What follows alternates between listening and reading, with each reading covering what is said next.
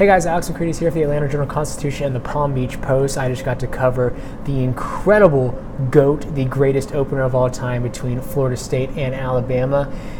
And I'll tell you what, this game really did live up to the hype. Although the score wouldn't show it, Alabama went on to win 24-7. The game really was much closer than the score it appeared. Both defenses were very steadfast, very strong. Both offenses got it going until midway through the third quarter when Florida State ran into some trouble. But overall, just a wonderful, wonderful game. Wonderful, wonderful atmosphere too. I mean, I don't know if you can really kind of see it behind me, but this Mecca is just, it's one of a kind in the world of stadiums in the United States and probably in the world for that matter.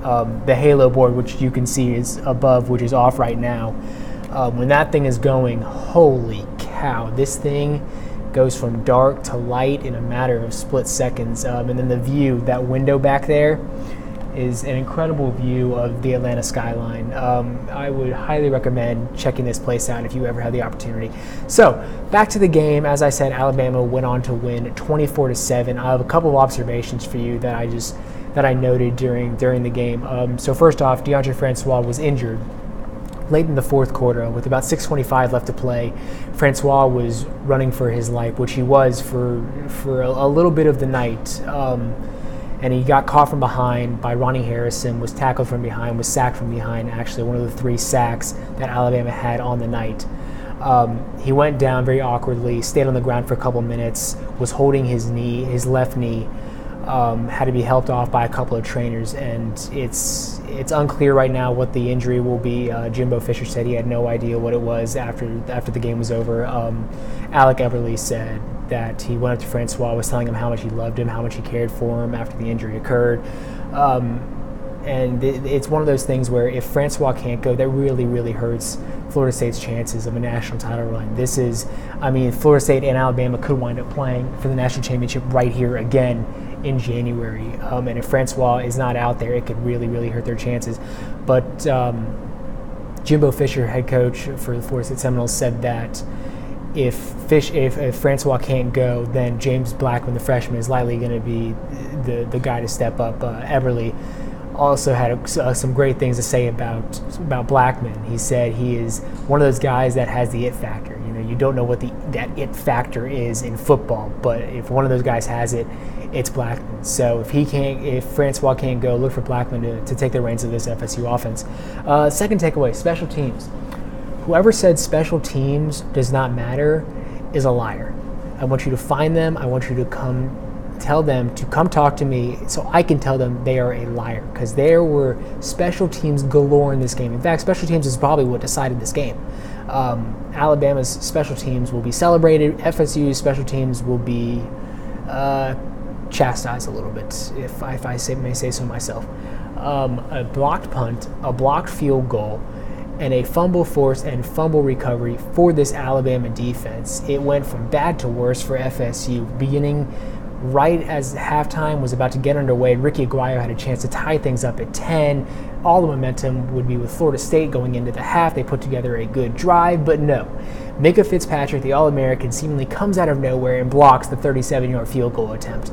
Fast forward to the second half, more of the same. Damian Harris, the running back, we're going to call him a two-way player now because he plays on special teams as well, came through the hole and blocked the punt from Florida State. It was recovered by Dylan Moses. That set Florida State up with great field position. They wound up getting a field goal out of that, and then on the ensuing kickoff, Florida State wide receiver who was having a great game, can't remember his name off the top of my head right now. I'm just going to look it up real quick. Keith Gavin, there we go. It's 2 o'clock at night, folks. I'm struggling a little bit here, so you're going to have to excuse my slowness. Keith Gavin, who's having a great night at wide receiver, had a little bit of a mix-up where he was trying to track down the ball, caught it right at about the goal line, and just couldn't decide whether or not, and actually he dropped it. When he picked it back up, he couldn't decide whether or not he was going to run out with it or take a knee, wound up coming out with the football. Bad decision. Dylan Moses, once again, former 5-star out of IMG Academy, gets his hand on the football, knocks it out, and once again, Alabama recovers. They're in business. Next play, Damian Harris takes it in for an 11-yard touchdown, and that's pretty much all she wrote right there. It was 21-7 at that point, and Alabama was just foot on the throttle, and there was no way Florida State was going to get back in this one. The third thing, Alabama's defensive line. I mean, good God.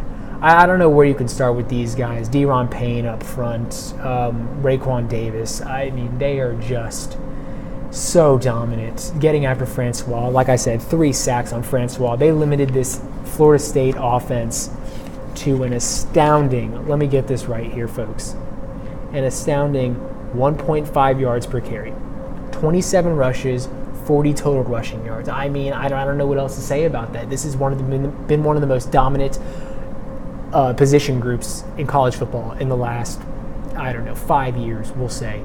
And they're showing it once again tonight. It's that next guy up mentality. It doesn't matter who Alabama loses on that defensive line. It's the next guy up, and you saw that tonight.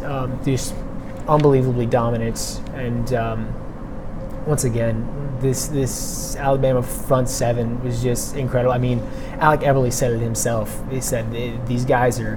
You love playing. He said he loved playing against these guys because they're so good, but at the same time, it's one of the most incredible units he's seen.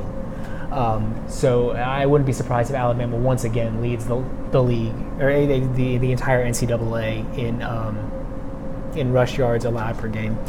Moving on, Jalen Hurts. He's gotten much better. I have to admit, he's gotten much better. He makes smarter decisions. He carried the ball a lot tonight. I'm going to get my stats here. Hurts had, let's see here. He had 15 carries for 55 yards. His long was 20 yards. So it's an average of like 3.7, I believe, off the top of my head. He had some happy feet tonight.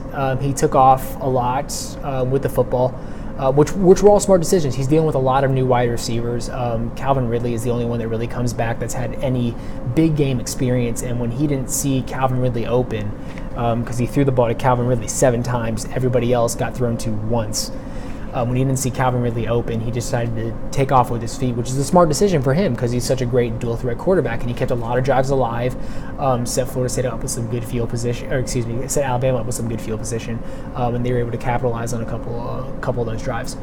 Finally, moving ahead to Cam Akers, another 5-star freshman running back from Florida State, really came on strong in this game. Eventually, he had the most carries out of any Florida State back in this one because he was, let's be honest, he was the only one finding success. Like I said, 27 attempts by this Florida State team, only 40 total yards. Akers had 30 of those 47 yards. He had a run of 9 and a run of 7, which were the 2 longest runs by a Florida State running back in this game. He had a couple of nice jukes in there too. Really looking good for a 5-star playing in his first game under the bright lights of Mercedes-Benz Stadium and of college football. It was the GOAT, for goodness sakes, greatest opener of all time. And although the stats are only going to show 10 runs for 30 yards, along of 9, average of 3, it wasn't a bad showing for his first time being out there. Honestly, it goes back to this Alabama defensive line. Nobody could run against these guys. I'd bet money the Cleveland Browns couldn't run against these guys tonight. They were just that dominant. So Akers, came on strong, had a couple of nice runs, and Jaquez Patrick, who started the game, only had 4 carries. So could be a changing in the guard there. Jaquez Patrick was supposedly the number 1 guy, but after this showing, it might go to Cam Akers. We don't know. We'll see. So that's going to do it from Mercedes-Benz Stadium and the GOAT, the greatest opener of all time. Alabama takes it 24-7. But think about this: these two teams do have a good chance of meeting back here at Mercedes-Benz Stadium back in January. That'd be something. But even before that, Alabama, if they win the SEC, is going to play right back in this building again. Or if they win the SEC West, they're going to play right back in this building again. So they could potentially play here 3 times this season, and we all know how Alabama, how the Georgia Dome, now Mercedes-Benz Atlanta, is a second home to the Crimson Tide. So odds are they'll be back here again. Odds are we are too. We're going to be back here Monday for Georgia Tech, Tennessee, so hopefully you'll check us out then. I am Alexander T. McCready's reporting from the beautiful new Mercedes-Benz Stadium. Have a good night.